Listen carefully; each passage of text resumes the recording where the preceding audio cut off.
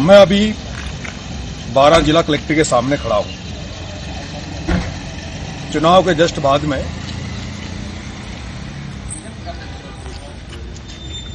आपने देखा होगा कि चुनाव के दूसरे दिन मैं बाबा खाटू श्याम के दर्शन करने गया। उसके बाद मैं शंकराचार्य जी से मिला और उसके बाद में मैं राजनीतिक परिदृश्य के तहत भाई चंद्रशेखर आजाद, हनुमान जी बेनीवाल साहब से मिला। और अभी मैं कल जब 12 में आया था तो मेरा मन था कि मैं छबड़ा जाकर लोगों को धन्यवाद दूं, लोगों से मिलूं और अंता में लोगों से मिलूं, उनके हालचाल जानूं, बात करूं। लेकिन 12 में आने के बाद अभी कल से मैं जब गांव में घूम रहा हूं, लोगों से मिल रहा हूं, तो एक बड़ी समस्या मेरे सामने यहां 12 में नजर आई और वो समस्या है खाद की किल्लत। जब मैं चुनाव लड़ रहा था तब इस हाड़ौती में अन्नदाता डीएपी के लिए दर दर की ठोकरें खा रहा था, लाइनों में लग रहा था, पुलिस की लाठियां खा रहा था। उसके बावजूद भी उसको डीएपी समय पर नहीं मिला और मिला तो अटैचमेंट के साथ मिला। और जिनको डीएपी दिया गया, कई किसान तो ऐसे थे जिन्होंने बिना डीएपी खाद के फसलों को बोया है और बिना डीएपी, बिना यूरिया के जो फसल होती है उसकी क्या हालत रहती है किसान अच्छी तरह जानते हैं। पहले डीएपी नहीं मिला और पिछले 3-4 दिन से हाड़ौती में 12, झालावाड़, क्योंकि कोटा बूंदी का अभी ध्यान नहीं है क्योंकि वहां लोकसभा स्पीकर बैठा है, लेकिन 12 और झालावाड़ में यूरिया खाद की भयंकर किल्लत है। 266 का कट्टा 400 में भी नहीं मिल रहा। और जिस तरह से जो डीलर हैं, सोसाइटियां हैं, वो कालाबाजारी कर रही है, फायदा उठा रहे हैं, ज्यादा कीमतों में अपने मिलने वालों को, परिचितों को खाद दे रहे हैं और आम आदमी को खाद मिल नहीं रहा। कई जगह फोटो आ रही है, अखबार में भी खबरें चल रही है कि भाई यूरिया खाद की बड़ी किल्लत है। और मैंने अब सारे मेरे काम छोड़कर, शादी ब्याह सभी जो भी मेरे कार्ड थे, निमंत्रण कार्ड थे, उनको छोड़कर मैं अभी 12 जिला कलेक्टर के सामने खड़ा हूं। बिना किसी तैयारी के, बिना किसी लोगों को सूचित किए मैं अकेला मेरी गाड़ी में बिस्तर लेके आया हूं। जिला प्रशासन से भी अवगत कराना चाहता हूं कि मुझे इस लाइव के माध्यम से इससे मुझे धरने की परमिशन दी जाए। हम अभी एप्लीकेशन लगा देंगे।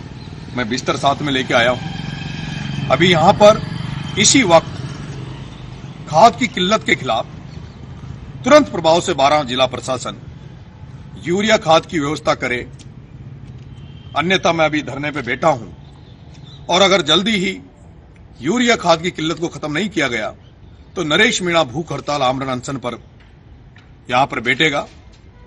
मैं आसपास के जो भी 12 जिले के आसपास के जो भी गांव में मेरे शुभचिंतक बैठे हैं, जो भी साथी बैठे हैं, उनसे आग्रह करूंगा कि आपके इस भाई की जो अन्नदाता की लड़ाई लड़ने यहां आया है 12 कलेक्ट्री पे, किसानों की लड़ाई लड़ने जो 12 कलेक्ट्री पे आया है, इसकी मदद करने, आप आशीर्वाद देने 12 कलेक्ट्री पे जरूर पधारना। मेरे साथ हमारे किसान नेता भाई साहब दीनबंधु जी धाकड़ साहब हैं, पूर्व प्रधान रामेश जी हैं, इनसे भी मैंने बात की कि भाई इस तरह के हालात है। मनीष जी हमारे पूर्व छात्र संघ अध्यक्ष गवर्नमेंट कॉलेज कोटा, मनीष जी मीणा है, भाई राम प्रसाद जी मेघवाल साहब हैं जो हमारे साथ पूरे टाइम रहे, किसानों के प्रति इनका शुभचिंतक है, जीतू बालापुरा है, और मेरे कई विजय भाई फौजी साहब, विजय भाई, क्योंकि मैंने किसी को अभी इस बारे में बताया नहीं है। मैं अचानक से मुझे लगा कि मुझे अब किसानों की लड़ाई लड़नी चाहिए, धरना किसानों के लिए देना चाहिए, तो हम अचानक से यहाँ आए। मुझे विश्वास है, लेकिन आज तो नहीं, मैं आज अकेला रहूंगा रात भर यहाँ। कल सुबह जितने भी आसपास के गांव में जो हमारे शुभचिंतक है, जो किसानों के भलाई चाहते हैं, किसानों के हितों में जो लड़ना चाहते हैं, उन सभी क्रांतिकारी साथियों का, सभी किसान भाइयों का मैं आह्वान करूंगा इस लड़ाई में हमारा साथ दें। बहुत बहुत धन्यवाद।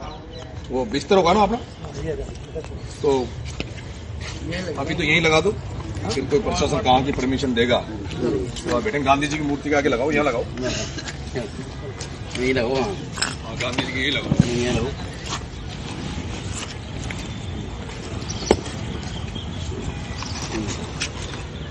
मैं प्रशासन से ये अवगत करा देना चाहता हूं कि मैं अकेला आया हूं, तो प्रशासन ये नहीं समझे कि नरेश मीणा अकेला है, क्योंकि ये किसानों की लड़ाई है, लाखों हजारों किसानों की लड़ाई लड़ रहा हूं। और इस लड़ाई को हल्के में ना ले, कि प्रशासन तुरंत प्रभाव से एक्शन में आए, एक्टिव हो और इस खाद की किल्लत को खत्म करे। धन्यवाद।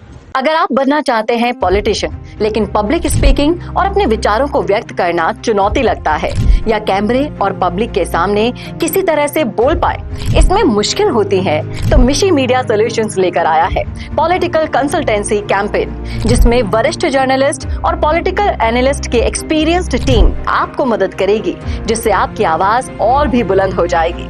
इसमें हम आपके गोल को पूरी तरह से टारगेट करेंगे कि किस तरह से आपको पार्टी पहचाने, आपको उस क्षेत्र के लिए चुने, कैसे सर्वेज में आपका नाम आए, कैसे लोगों के बीच में आपका माहौल बने। न सिर्फ कंसल्टेंसी हम आपको देंगे, बल्कि आपको सारे रास्ते दिखाएंगे और बताएंगे भी, जिससे आप भारत की राजनीति में अच्छे पॉलिटिशियन बनके समाज का सुधार कर सके।